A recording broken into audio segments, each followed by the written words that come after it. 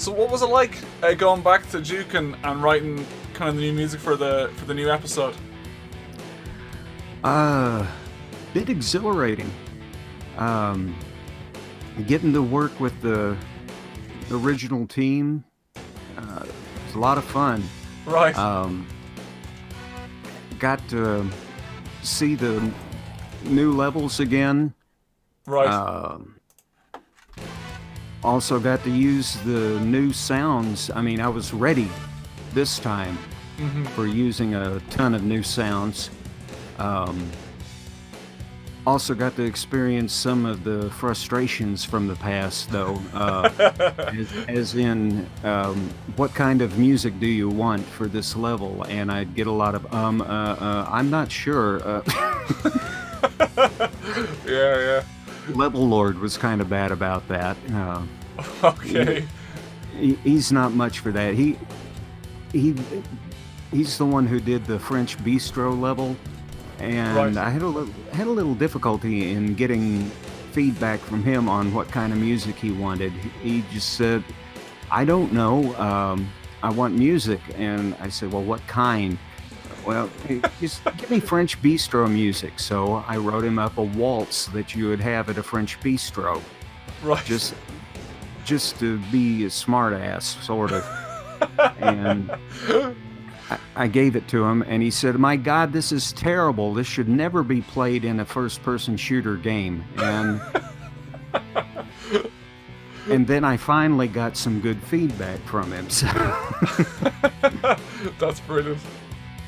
I wound up using the waltz by playing it backwards and putting the level of it way down so that it was subliminal almost, and putting okay. guitars over the top of it. So Toward the Nukem. I'm not sure if it's this level. It sounds French. yeah, I tried to make it sound a little French. I don't know if I succeeded or not. At least it matched the level somewhat. Yeah, right. Yeah.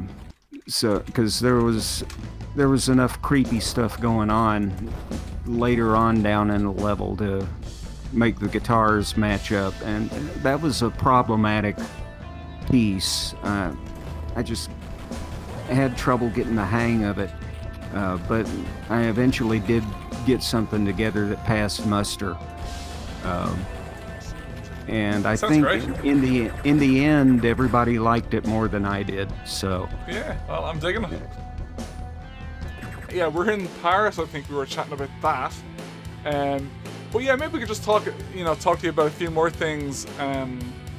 Like how do you get started with a song? Where do you usually start? Do you start with percussion, or do you do brass first, or guitars, or what's your initial idea process? well, percussion is normally where I start first. I'll lay that down and then put something over the top of it, usually the bass. Right. I'll put down a bass pattern and build over the top of it.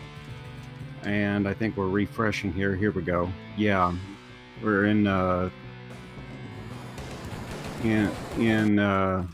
Amsterdam here. Yeah, that's right. And this one was sort of a everything at once level. I had the idea of making, like I said earlier, the homage to the Golden Earring Twilight Zone song with Right. just the initial pattern. I only did it just for that one measure and then went way off into a different direction. After I got that one pattern down and got the bass part down, I went into the guitar and put that part down. And once I had those two together, I put the strings in, I think. I I'd have to go back into the original MIDI file in order to refresh my memory on that. Sure. I have to listen to it here and think of how I put it together. The brass, I think, came in next because the strings kind of faded out a little bit, but it was guitars, brass, strings and brass. Right. And then we had the Stalker. Yeah, there's the brass coming in. Right, yeah. And this one wasn't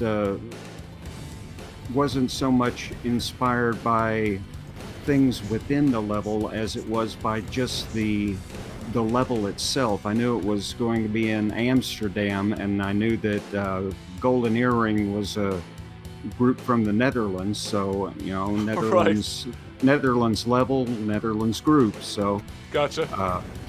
That's where the inspiration came from. I was originally going to try and do an homage to Radar Love, but that didn't turn out. I wound up going with the homage to Twilight Zone instead. Right. And believe me, you don't want to hear what I started out with. The first one really did turn out bad. Oh, really? Okay. Yeah, that was one of my notorious fish wrappings. Something I used to wrap fish with instead of put out to the public.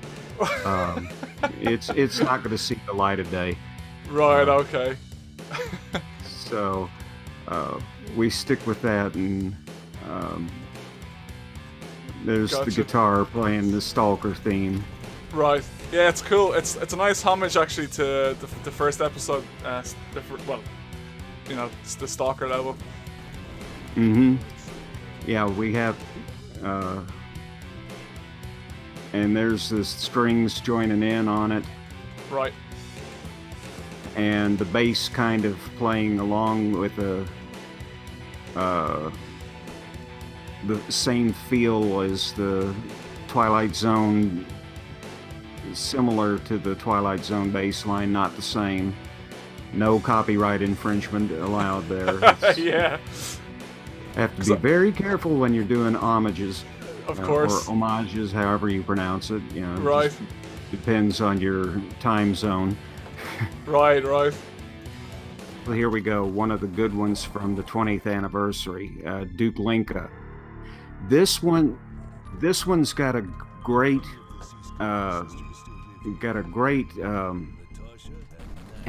inspiration list. I ordered up a CD of Russian folk music and drew heavily from it, plus a couple of things I found on YouTube. Right here, what you're listening to is a slowed down version of a song called Kolenka. It's a song that's usually played about 15 times faster than what you're hearing right now. And they usually speed it up and you just go faster and faster and faster and faster and faster until they hit one note, and then a soloist just holds a note for a long time, and the soloist is called Mr. Kolenka. And he sings a slow solo until they get back into this melody. And now I we recognize it. Yeah. Is it that one? That's the one. That's mad. Now we have the intro to the Duke Nukem theme, intro to Grab Bag. Right there. Yeah. Oh yeah, so you can Duke-ized it. Mm-hmm. And now we transitioned into another Russian folk song called The Wide and Rolling Steps. This one was from a public domain song from the CD that I ordered. It's written back in the 1700s or so. a Russian choir song. I split it up and drug it out over several measures. I love that constant bass pedal. That's just droning in the background. It's cool. And here we go back to Kolenka again.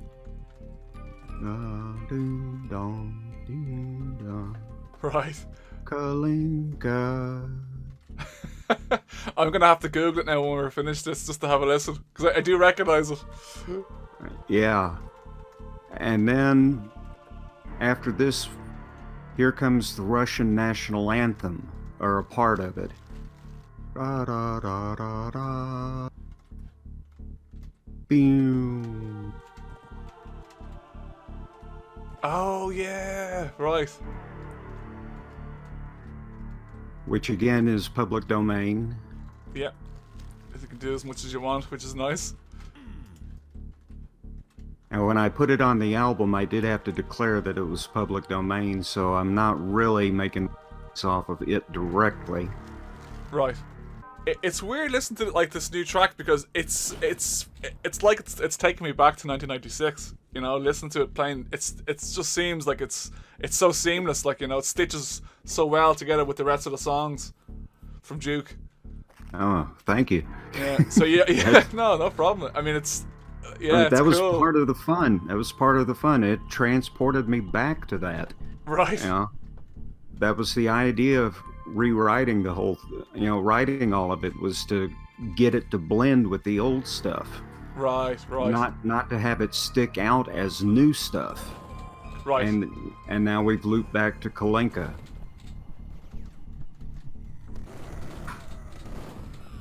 Now, you might want to forgive me, because I actually haven't played any of these new levels, so I'm completely lost. I know the first 4 episodes, like, you know, the back of my hand, but these ones I haven't played too much. I've only played a little bit. Yeah, it's cool.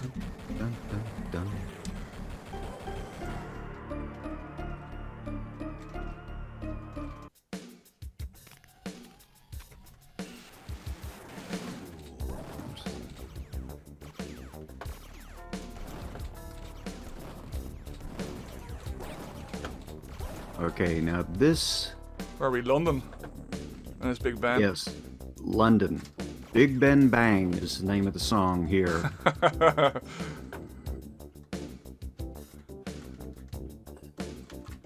There you have a version of the Westminster Chimes. And a little bit of Fender Rhodes action going on. Oh yeah, gotta have a bit of Rhodes. And now the music that you've got going on is an adaptation of another public domain song, which is the music for the Royal Fireworks by Handel. Ah. Although I've taken it and made it very, very different sounding, but it's still there. If you listen close, you can decipher it. Right.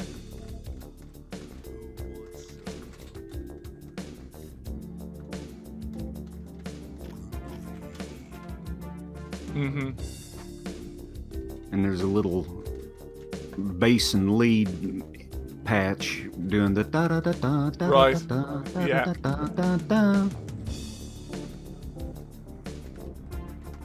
Yeah, that's cool. And I was just, well, I was thinking when we were doing the interview there the other day, we were talking about your puns and stuff, and it obviously comes through your music as well, you know, which is really cool. Yeah, puns in the music itself. Yeah, it's great. And now we got, here's a pun for you. The Fender Rhodes will be doing a little bit of Stevie Ray Vaughan action, actually. Oh yeah, nice. Coming up in just a second. Right here. Yeah, we're doing a little pitch bending on the Fender Rhodes. Right. Right. Not something you can actually do on a piano. No. Definitely not. But thanks to the miracle of MIDI, you've got a Fender Rhodes doing pitch bending. Right. Yeah, piece of cake. I love John St. John's new dubs. They're really good. Yeah. Now, this one was definitely inspired by the feel of the level itself. Right. Yeah. Not just by the title, but by going through the level and actually playing it. There was a patch set in Native Instruments Contact that was a West African patch set.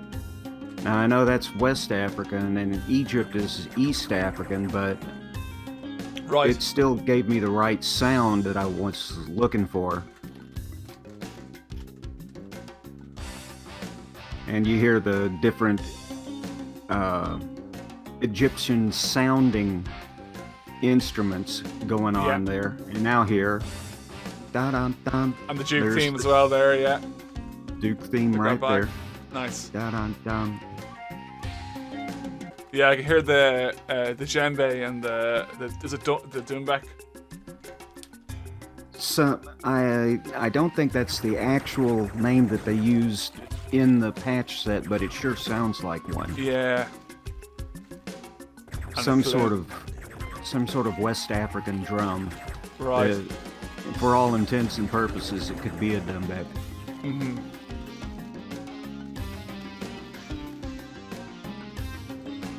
Yeah, it sounds like you had a lot of fun anyway, going back writing these songs, you know?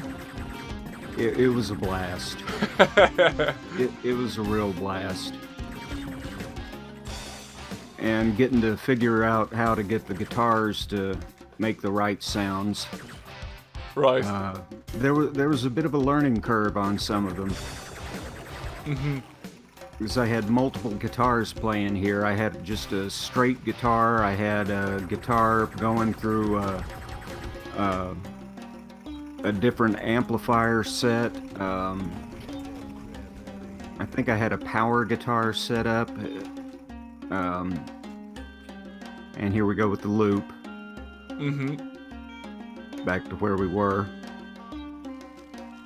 Oh yeah, you can blow up the Jeep. Oh really? Oh, Yeah. I need the blue key, don't I? Yeah. Oh. Yeah, but mixing modern drums in with the doumbek and with the little almost Indian sounding Right. double reed instrument. It's almost Indian, but not too Indian. Yeah. It just got that African twang to it, Right. so it works with the level. Yeah, it really does. I love that little Right. arpeggiated. Is it kalimba that you have going? Yes, it's a kalimba Yeah. going on. Yeah, it's cool. And that's something that's been used in other levels of the game. Right. So it ties into the rest of the game. Nice. Brings back memories of the rest of it. Right. Yeah. That's the San Francisco level. Oh, okay. I haven't done it yet. So. Oh wow. That one's another pseudo orchestral. But I love the drum sounds. They sound great. They're huge drums. Yeah, they sound great. And we got distorted and dissonant guitars here going on. Yeah, I can hear it. And there's the Duke theme again. Yeah. Nice. And dissonant Duke theme. And I'm using orchestral cymbals, crashing cymbals instead Yeah. of A normal in- crash. Yeah. I also used some drum corps drums in this, a set of 5 bass drums, along with a set of quad tom-toms, the kind that you'd see out on the football field Oh yeah, yeah. for a marching band or a drum and bugle corps. Those get brought up elsewhere in the song. This is just a dramatic sounding dissonant tension song. And here we go with the drums again.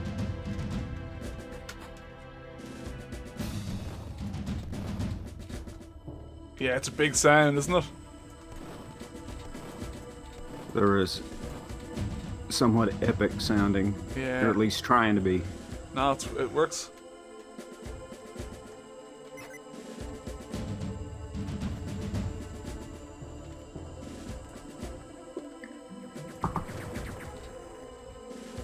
And now bring in the choir.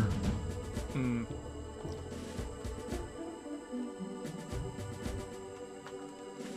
And now a little bit of an arpeggio going down on the strings.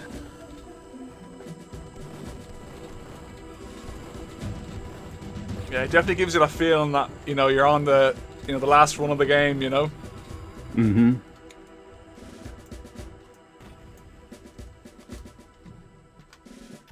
Thing is, you still got a couple more to go, and they get even a little bit more dramatic, or at least Right. I hope they do. Yeah. And here we go, Duke theme. Yeah, cool. It's the guitar solo from the Duke theme. Yeah, cool.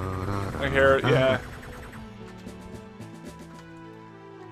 I split the Duke theme up like hell and just brought different sections in everywhere. And if you listen closely, you can tell different parts of it all the way throughout the different levels. And now it's answered by the strings. And here you've got the bass drums going on underneath it. Nice. Not the longest of songs. No, it doesn't have to be. Once, because I was talking to Bobby about this, about I was playing Doom with him, and you know, like a lot of the songs are quite short, but you know, you can do a lot with, you know, a minute or 2 minutes. Once there's a lot of movement in the song, and there's, you know, there's rests and there's stuff going on, it'll seem like it's seamless, you know. It doesn't have to be 5 minutes long, you know. Well, I'm glad it doesn't, to be honest, because some of these ideas don't stretch out that long. They really don't. Right. It's hard to get some of them to stretch out more than 2 minutes. Right. But what I'll do with these songs to make sure that they work is I'll put them on what I call the Annoyance Test. I'll put them on a loop and make sure that they don't annoy the hell out of the listener. Right, okay. I'll sit and loop them myself and force myself to listen to about 10 minutes worth of them on loop. Right. And Right. if they annoy me, then I've got something wrong and I've got to go back and rework it. Gotcha. It's So, it's a good test to do, actually. Yeah. So if they piss me off, they don't go out. Yeah, I sacrifice my own ears so that you don't have to. You're too kind. The next one is sort of, it's got its own little story. Pluck You Part 1 and supposed to have been Part 2. This one was supposed to have been a two-parter that didn't come through. Here we go. Pluck You Part 1 is the only part of the song that plays. Pluck There's you. your pun. That's a great Pitts pun. This one also has drum corps drums in it. Yeah, it's a nice timpani.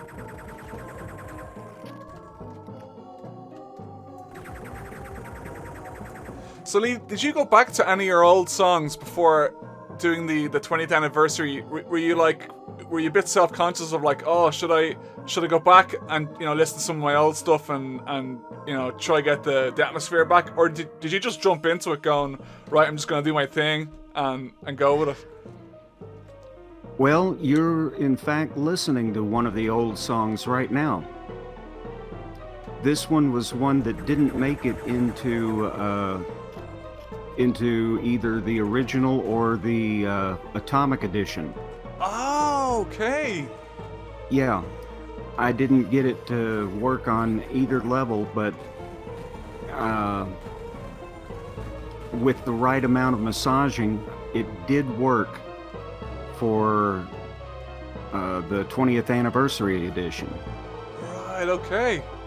And also, it didn't pass the George filter, but it passed the gearbox filter. Okay, I gotcha. Because it was deemed a little bit too hectic. Yeah, it's quite distant. I like it though.